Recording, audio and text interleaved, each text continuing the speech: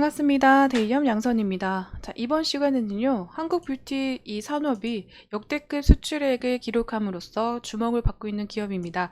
이 실리콘트에 대해서 알아볼까 합니다.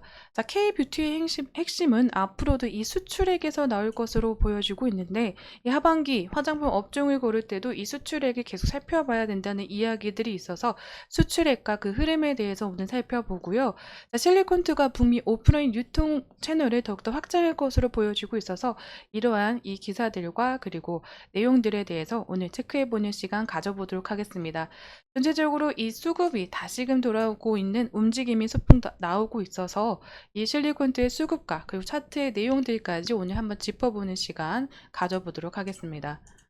실리콘트 주가가 급등한 이유가 역대급 화장품 수출액에 그런 것 같다라고 얘기가 나왔는데요.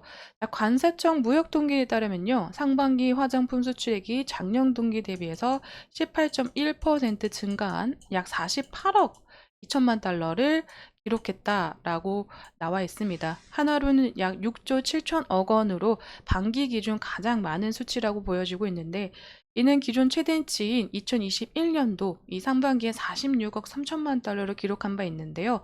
이 수치를 3년 만에 뛰어넘으면서 최대치를 기록했다라고 얘기들이 나오고 있습니다. 국가별로의 증감액을 한번 살펴보시면 중국 같은 경우에는 작년보다 약 14.1% 하락한 모습을 보여줬지만 미국과 일본 같은 경우에는 미국 같은 경우에는 61.1% 상승, 일본 같은 경우에는 21.5% 상승한 수준을 보여줬다고 합니다. 중국은 경기 침체로 줄어드는 모습을 보여줬지만 미국과 일본 그리고 이 동남아나 유럽 같은 경우에서는 시장이 계속 다변화되면서 수출액이 증가하고 있음을 확인한 바 있습니다.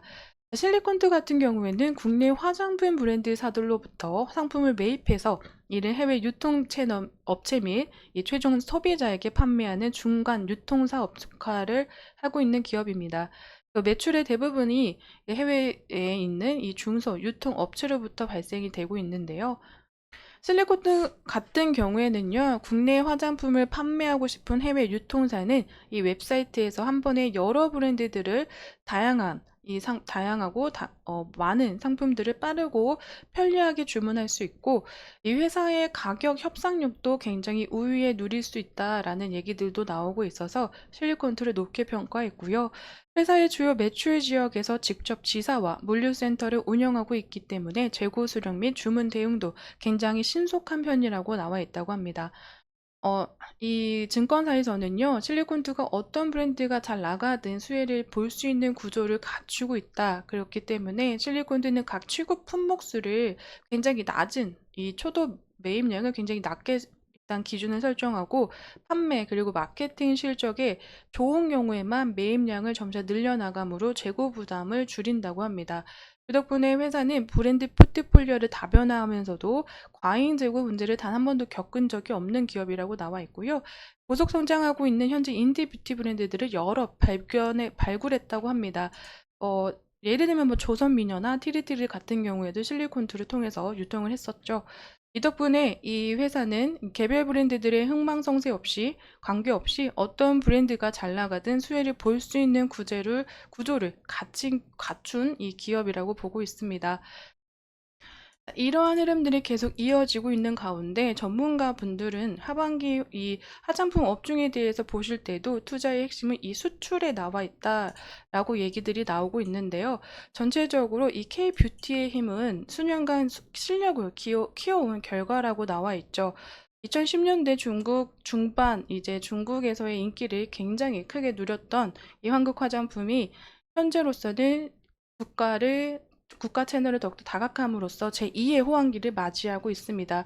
미국, 일본, 유럽, 동남아 등 영토를 확장하고 있는데 예전 중국 호황기 이후 화장품 업황은 수년간 힘든 시기를 겪으면서 이 힘든 시기를 겪는 동안 다양한 국가로 뻗어나가는 힘을 비축해 왔다라는 평가들이 나오고 있죠.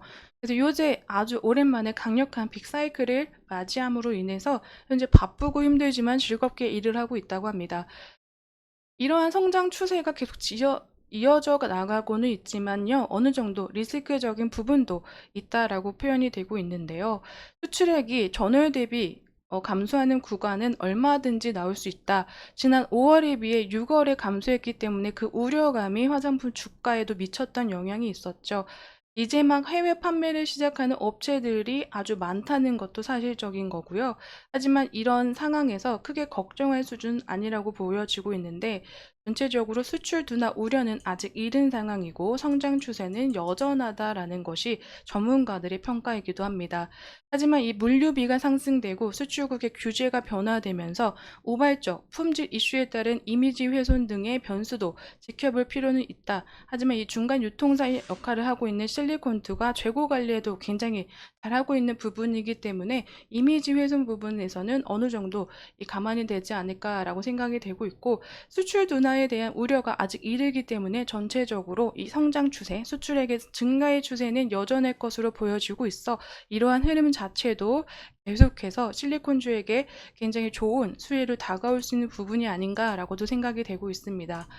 이에 더불어서요, 한국에서 아직도 국내 브랜드사들도 해외 브랜드사들도 실리콘투와 협업을 통한 움직임을 계속 보여주고 있는데요. 아직까지도 늘어날 수 있는 고객사들은 많다라고 보여지고 있죠.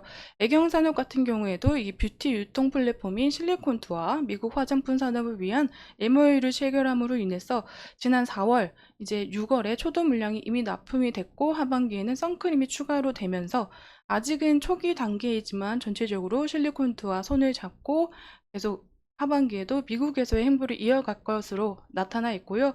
VT 같은 경우에도 현재 동남아 유럽을 함께 진행하고 있는 이 실리콘투와 협업을 통해서 미국 공략도 확대하기 위한 움직임을 보여줄 것이다 라고 얘기가 나오고 있습니다. 국내는 물론이고요. 해외 뷰티 산업, 이 뷰티 화장품들 기업들에게 계속 고객사가 늘어나고 있는 시점이라서 실리콘투는 물량 대비를 위해서 공장들을 많이 짓고도 있죠. 이러한 흐름들 실리콘투는 대응을 하고 있고 맞서고 있다라고도 보여지고 있습니다. 추가적으로요, K-뷰티 이커머스 실리콘투가 북미 오프라인 유통을 확장했다고 합니다.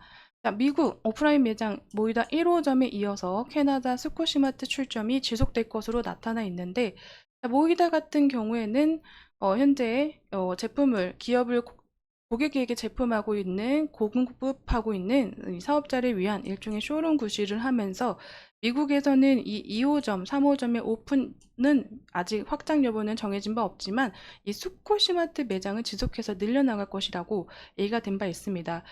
자, 지난해 실리콘드는 이 캐나다 스코시마트 홀딩스 지분을 11.8%, 약 40억 원을 들여서 인수한 바 있는데, 스코시마트는 지난해 매출 210억 원을 기록한 이 K-뷰티 외에도 K-팝, 다양한 이 음원들을 비롯해 다양한 상품들을 취급하는 온라인 상점이라고 보시면 되실 것 같습니다. 모이다 같은 경우에는 아직 확정된 바 없지만 스코시마트로 전체적으로 이 K-뷰티를 알리겠다는 마음은 계속 이어지고 있는 것 같은데요.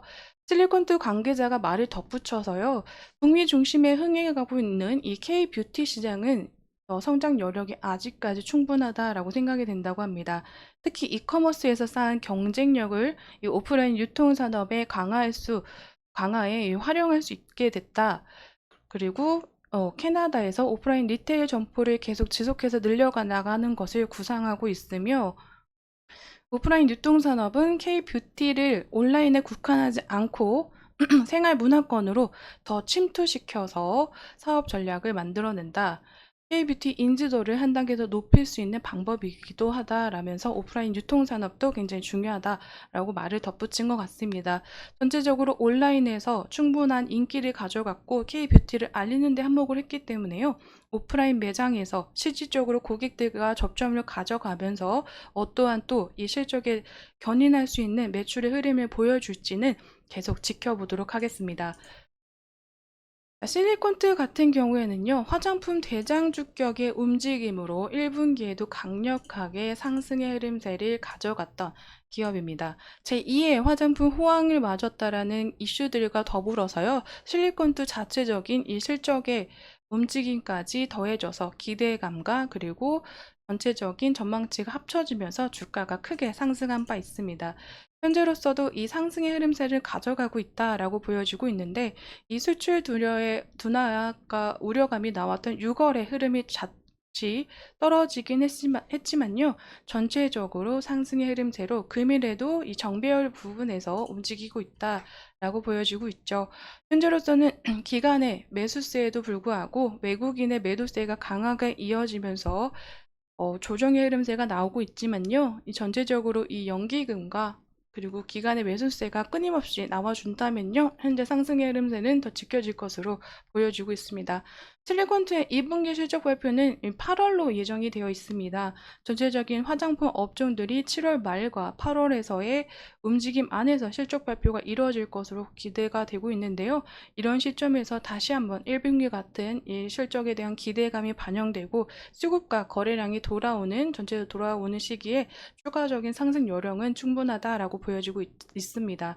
실리콘투가 앞으로도 이 미국과 그리고 유통산업 부분 그리고 국내 화장품가의 전체적인 늘어나고 있는 이 MOU 협약을 통해서 더욱더 성장해 나가고 있는 실리콘투에 대해 더욱더 기대감이 커지고 있는 시점이기 때문에요. 앞으로 보여주고 더욱더 우리가 기대치를 높여갈 수 있는 이러한 움직임으로 화장품 대장주의 움직임을 계속 가져가지 않을까라고도 생각이 되고 있습니다.